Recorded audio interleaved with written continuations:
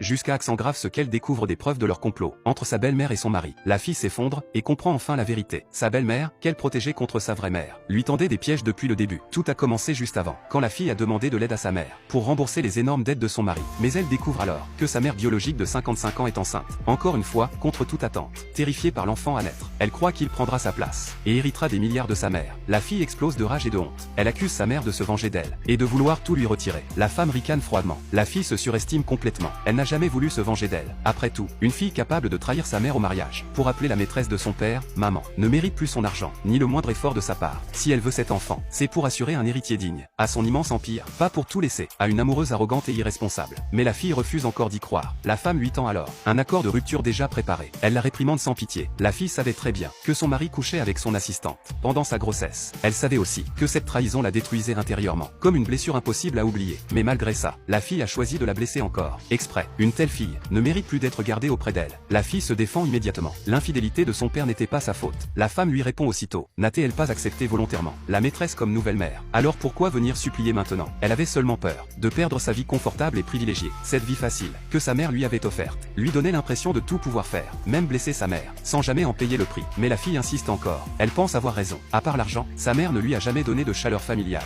Seule sa belle-mère lui donnait l'impression d'avoir un vrai foyer. La femme la traite d'idiote, sans son travail acharné et l'entreprise géante qu'elle a construite. Son père infidèle n'aurait jamais pu lui offrir une vie stable. Et sa belle-mère manipulatrice, qui a séduit un homme marié, ne l'aurait jamais traité gentiment gratuitement. Mais la fille reste têtue. Elle et son mari doivent plus de 200 millions de dettes. Et elle trouve sa mère cruelle parce qu'elle refuse de les aider. La femme lui répond calmement. Les adultes assument leur propre choix. Depuis le jour du mariage, elle n'a reconnu que l'éducation de sa belle-mère. Alors entre elles, toutes les dettes et tous les liens sont terminés. La fille brûle de rage et de honte.